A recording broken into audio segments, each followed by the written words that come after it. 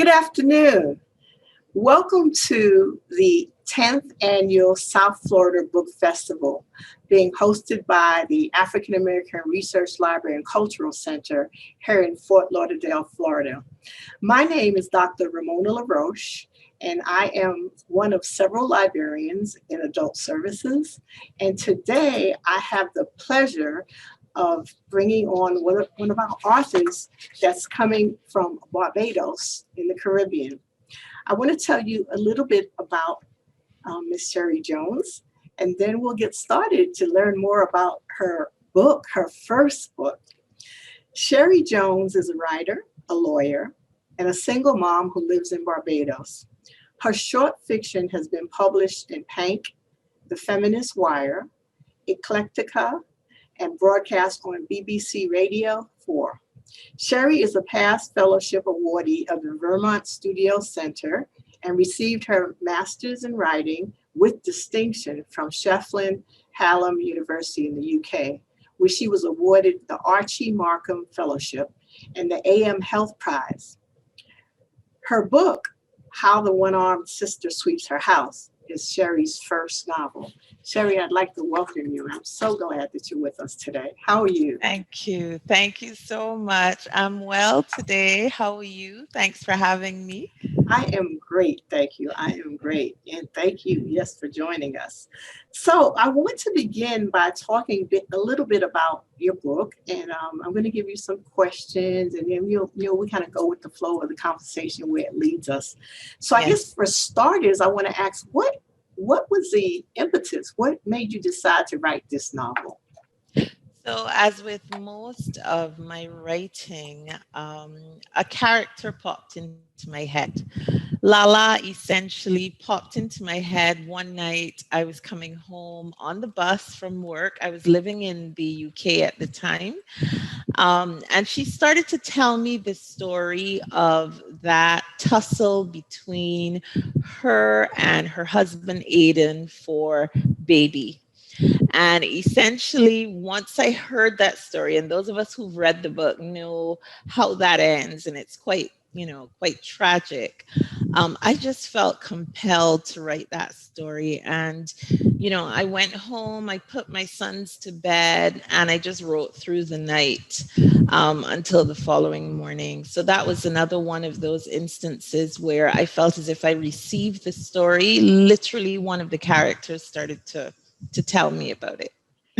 So let me get this straight. Are you saying that Lala was based on a possible character there in your island, or are you saying this was fictional or out of your head? Or so this is fictional. I mean, it's difficult for me to explain my writing process. I think the first part of it often is just that something will pop into my head, a scene from part of a story. I'll just see something happening in my head and be intrigued by it and feel compelled to follow it.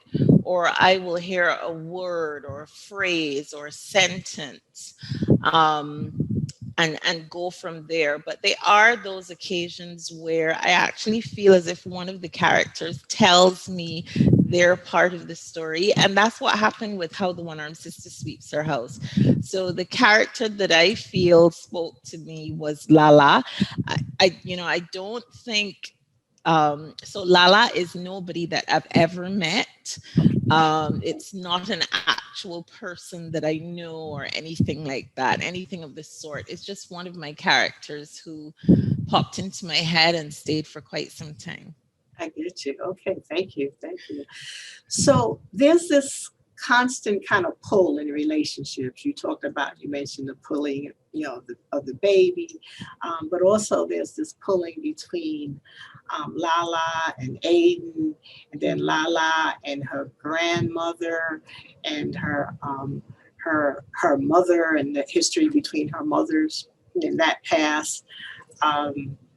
If I remember, Wilma was the grandmother, right? Yes, Wilma's the grandmother. Right, yes, right. Esme is the mom. Yeah. Right. So there's this pull from them and so forth. And then you have these other characters, Mrs. Whalen, You have Mr. Beckles, the Queen of Sheba. So it's just interesting. They're all such flavorful characters. So what does the whole idea of women play in this novel, if you will? What message are you trying to get across about women there in Barbados or in the Caribbean? Or So the first thing I would say is that I tend not to write a story in service to a message. So it's not like I would sit down and say, I want to write a story about domestic violence and go from there. It really happens the other way around. A story comes to me, and as part of my process in crafting that story, I think I recognize what thematically is important and perhaps needs to be brought to the forefront, and what other things are not as important. So just in figuring out, to the best of my skill and ability, what that story is, naturally results in certain themes coming to the forefront. So for me, what I like about the women in this story is that even though they may not be regarded as having a lot of power, certainly within the parameters of the society in which they live, I do feel that they are very resilient. And they do the best with what they have and what they know. And clearly, sometimes that just isn't enough. It does result in a lot of trauma, a lot of injury to some of the other characters, and especially Lala.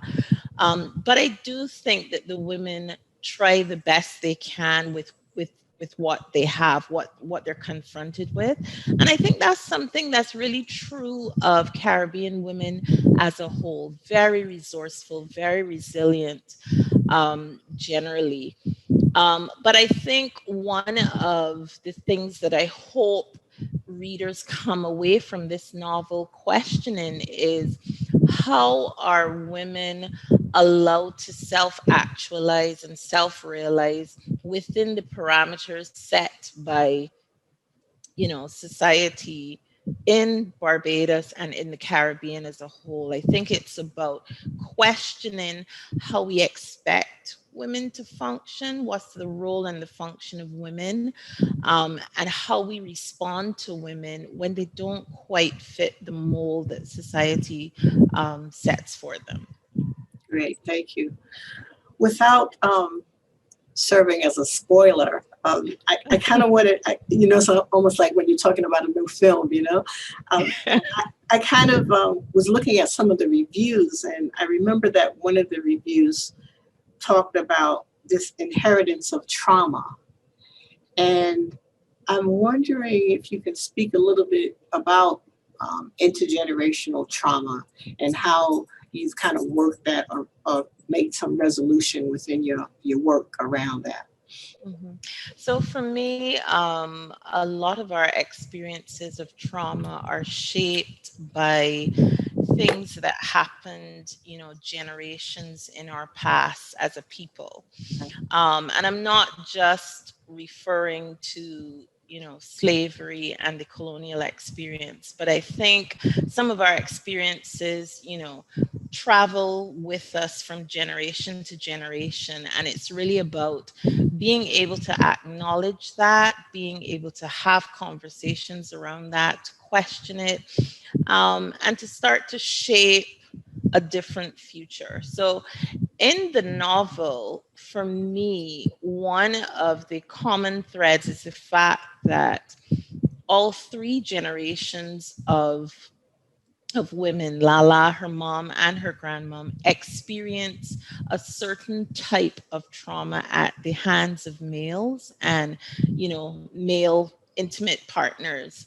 And what I try to demonstrate, I think, is how Wilma's approach to that influenced Esme's approach and influenced Lala's approach. So I think it's not only the history of trauma that can travel through the generations. I think it is also our understanding of it and our approaches to it, because that is what we pass on. Is this something that we're prepared to accept? I mean, a lot of the women in this society at the time in which this story is written seem to accept violence at the hands of an intimate partner as par for the course. You know, it's just part of the landscape. It's something that happens. And furthermore, to go beyond that, to blame the victim of violence, especially when that victim is a female. So, you know, these are not attitudes that are, you know, just picked up in a vacuum.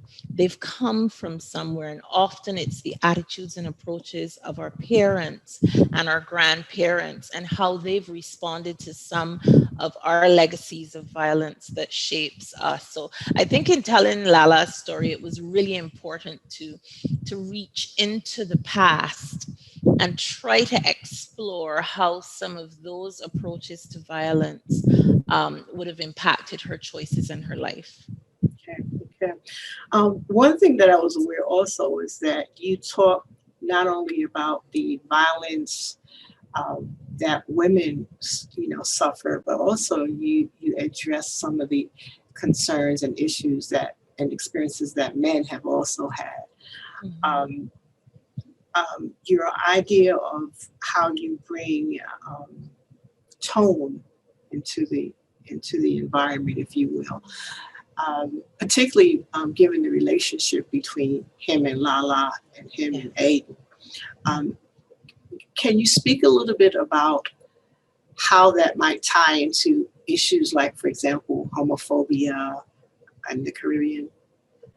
Mm-hmm. So, I mean, if we look at Tone, for example, Tone is also a victim of violence at the hands of a male visitor to the island when he was very young.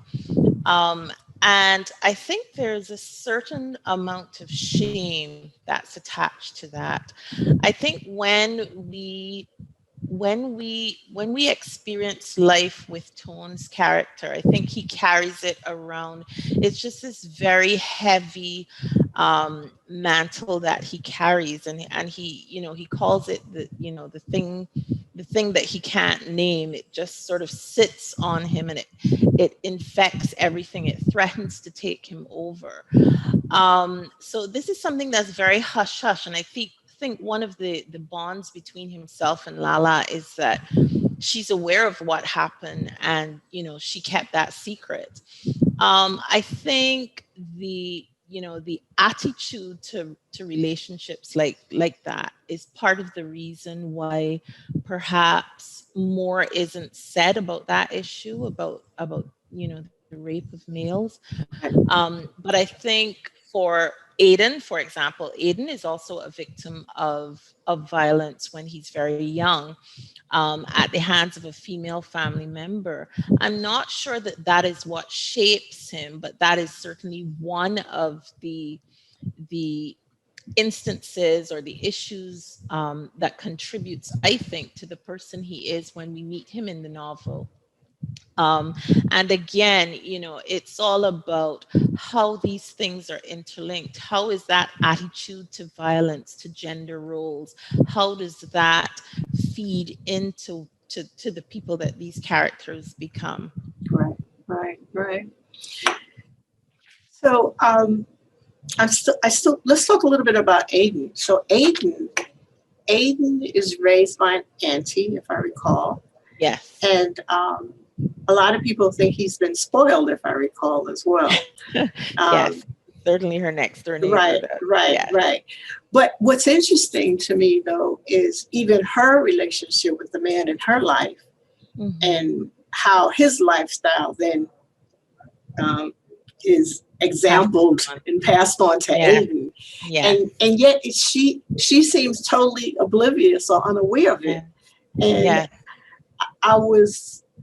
I wondered about that. I wondered, was it a sense of denial on her part, or was it she just didn't know, or she just didn't want to know? And She definitely knew. And I think one of the things that tells us that is the fact that, when she recognizes what Aiden has done and the possible link between that and, the occupation that her lover follows, right, that's when she's not quite as open with taking, her lover's money, because she knows where it's come from. So there's that hesitance, because Aiden at that point in time is, the pride of her eyes. She right, can just see no wrong in him, even though the neighbors certainly can.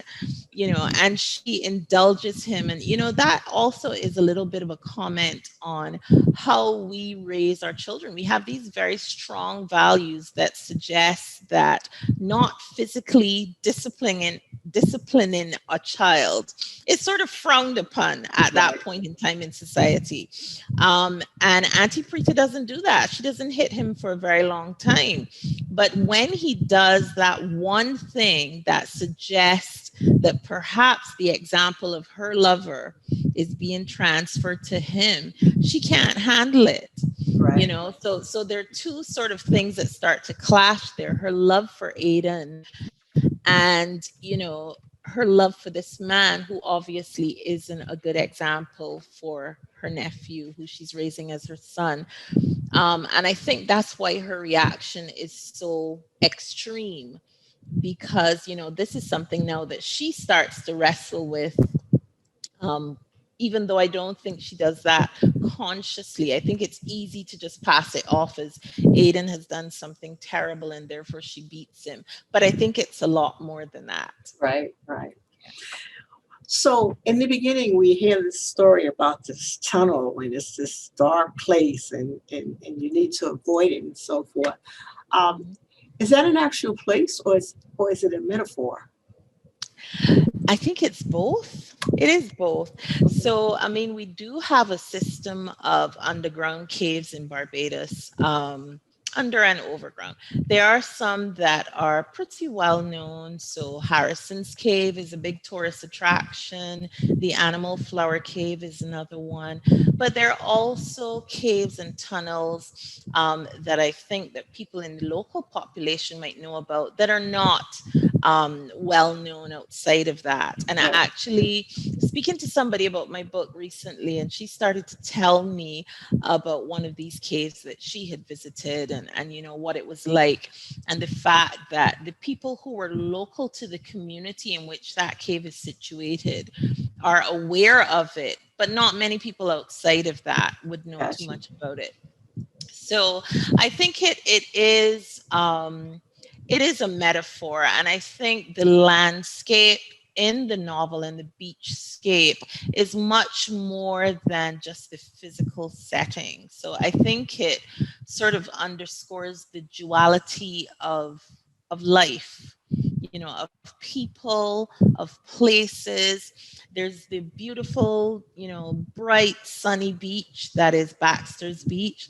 And then there are these very dark, sort of dank underground caves. Right, And of course, as it relates to the human psyche, there we also have something like that. So there is the sort of underlying maybe things that people don't necessarily share as readily about themselves, the dark aspects of the personality, the not so good things.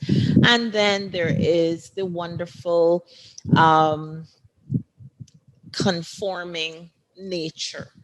And I think that's something that comes out in the novel. So I think that's part of the reason why, for example, it's so fitting that that's where Aiden goes at the end of the novel, right, because right, that's where the dark things are. And even in our storytelling, those are like the stories that you tell the children when you want them to stay away from somewhere. There's the bogeyman is in there, the grease right, man, the baku, somebody is in there who can eat right, you or do something just horrendous.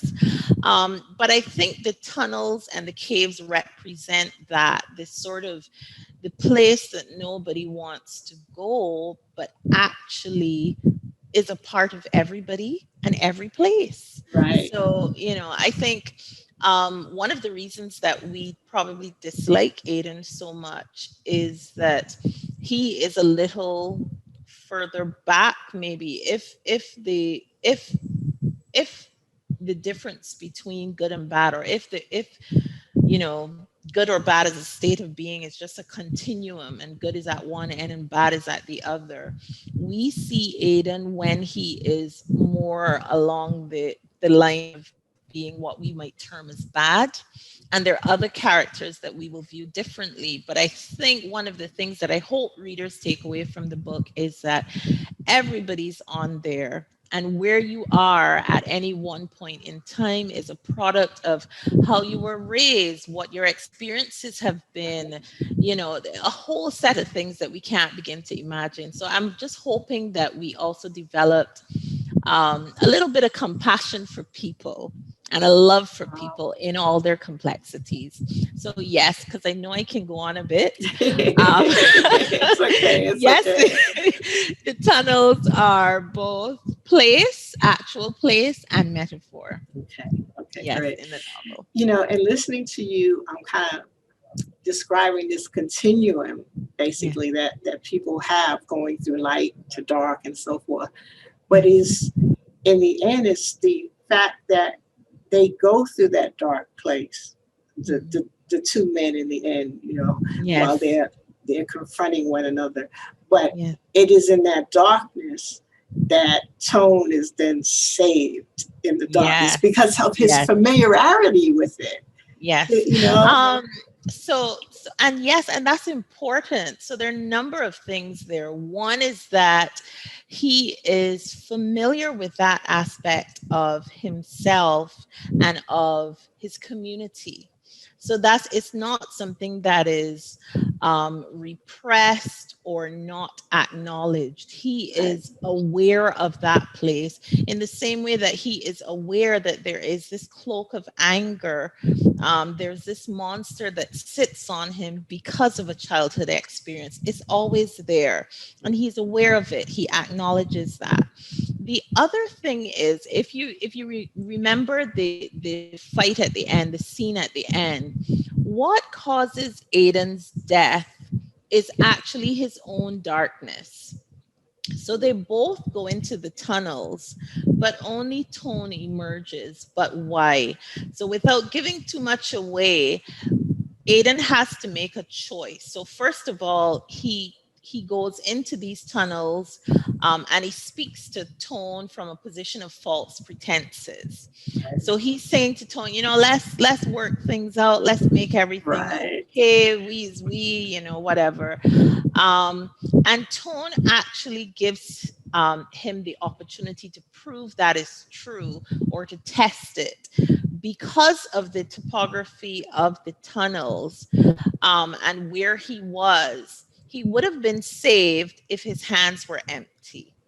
So if he was coming from a position of peace and genuine reconciliation, he wouldn't have been swallowed by that darkness. Right. And I think that's important, for people to recognize as well. So they both go into the dark, but one of them emerges, and, there are reasons why.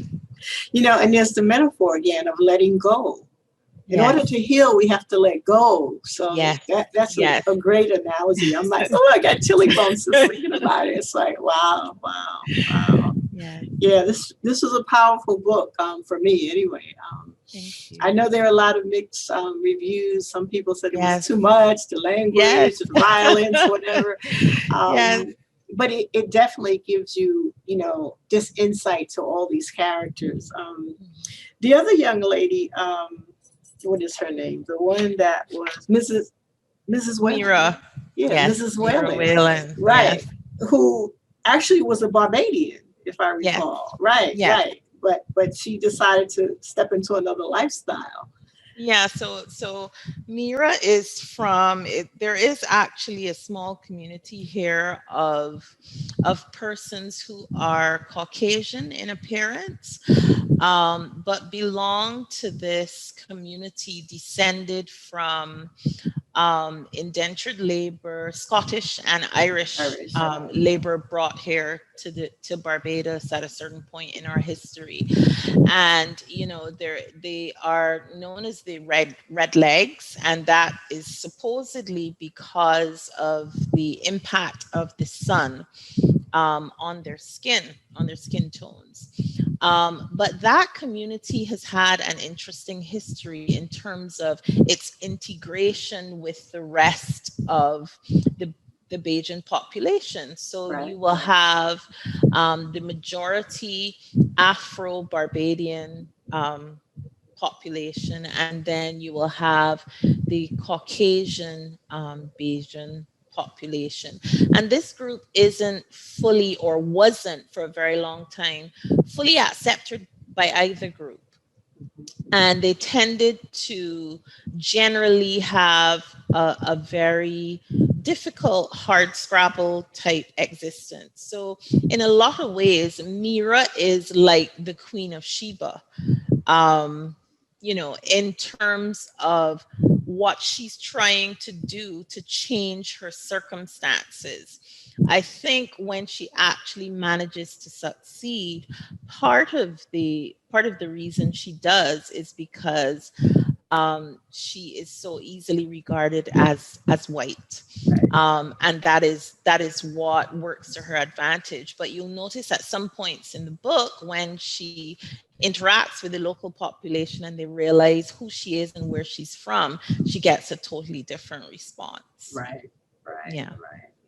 It was interesting too, the connection between her husband's first wife and her when they come together as well, just to kind of how they both make resolution, if you will, and how she decides, she's going to sell the house and so forth.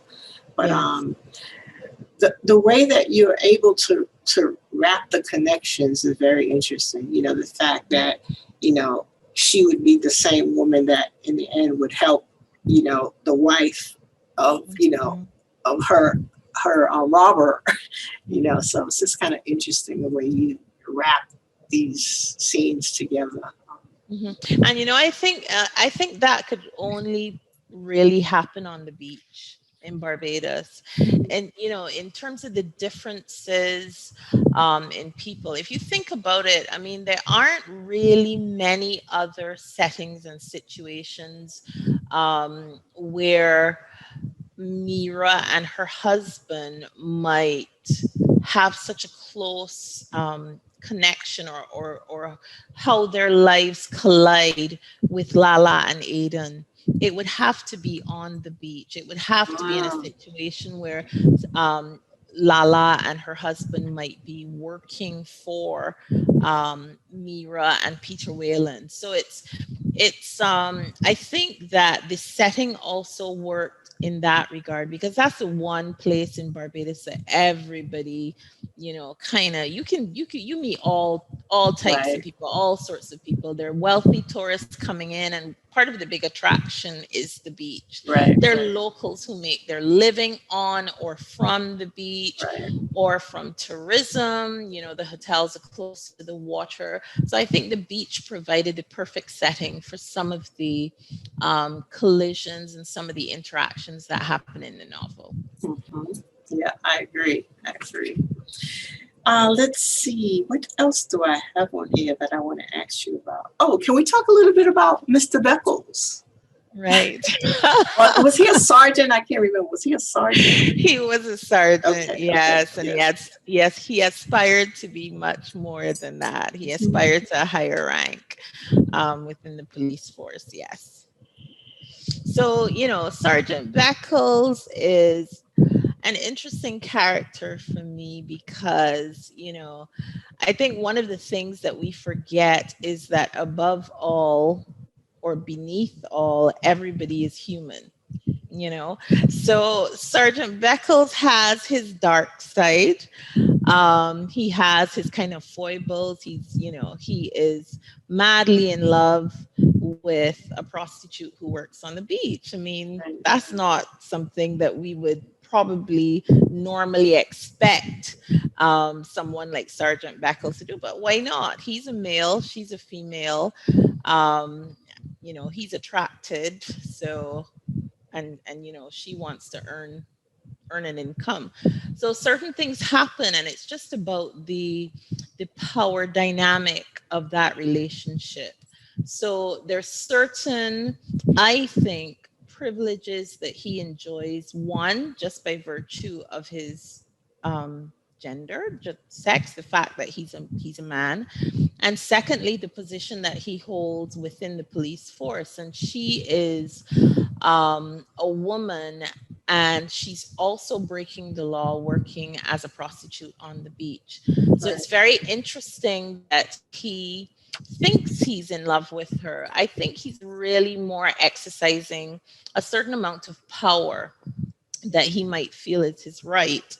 And that leads to a very interesting encounter towards the end of the book. So I think Sergeant Beckles,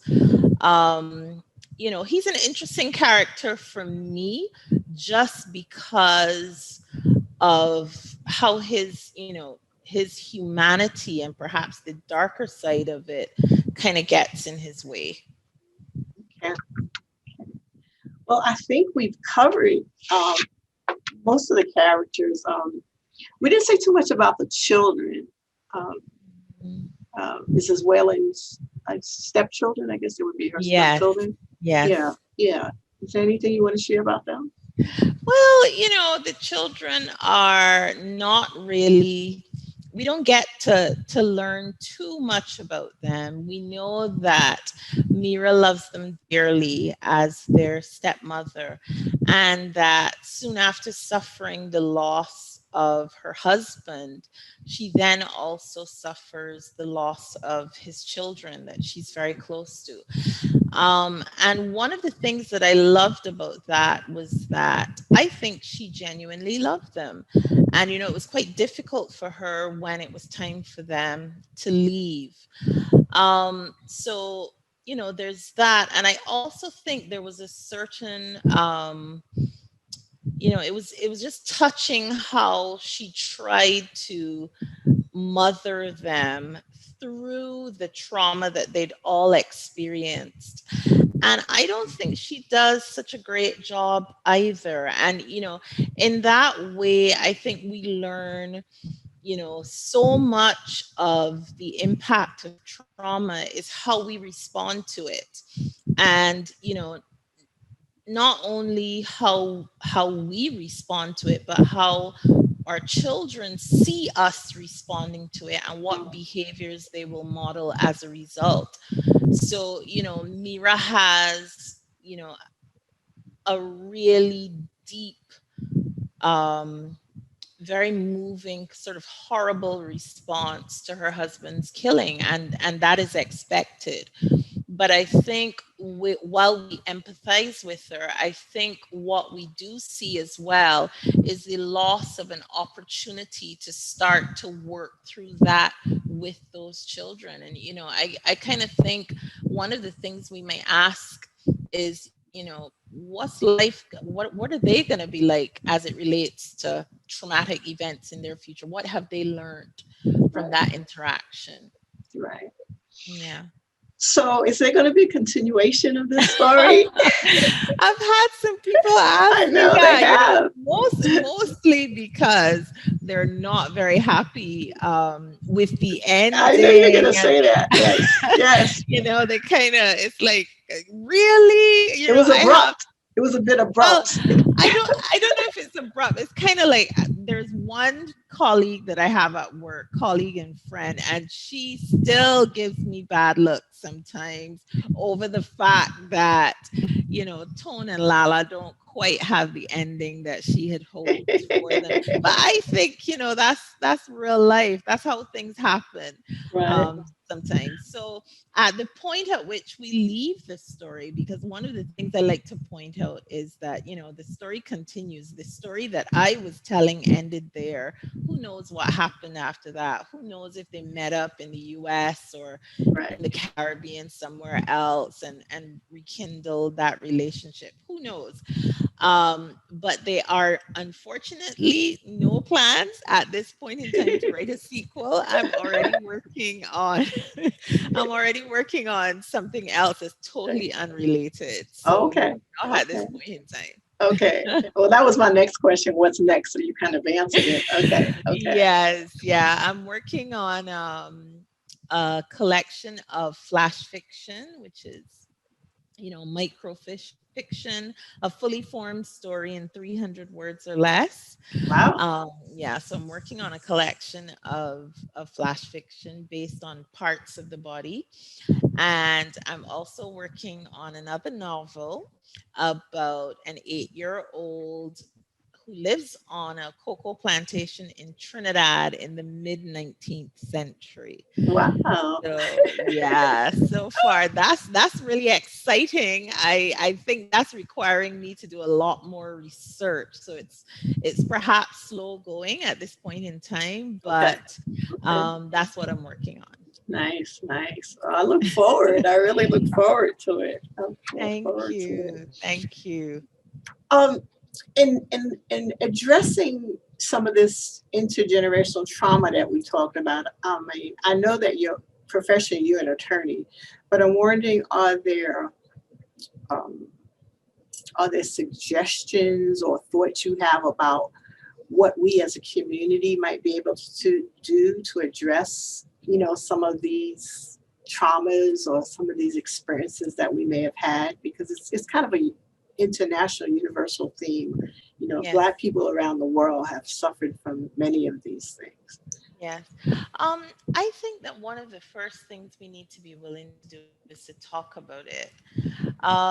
There are lots of people that I've spoken to and things I've observed from my own family, and from the families of my friends and relatives. Um, that often, there are these family secrets that, may involve a legacy of violence or violent or traumatic occurrences.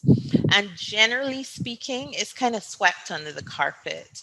It's almost as if the victim is expected to swallow it and suffer, kind of take one for the team, or it's something that's known about within the family, but it's kind of ignored. And I think one of the things that we need to be more willing to do as individuals, as families, as communities, is to have those conversations. I think that's part of the reason why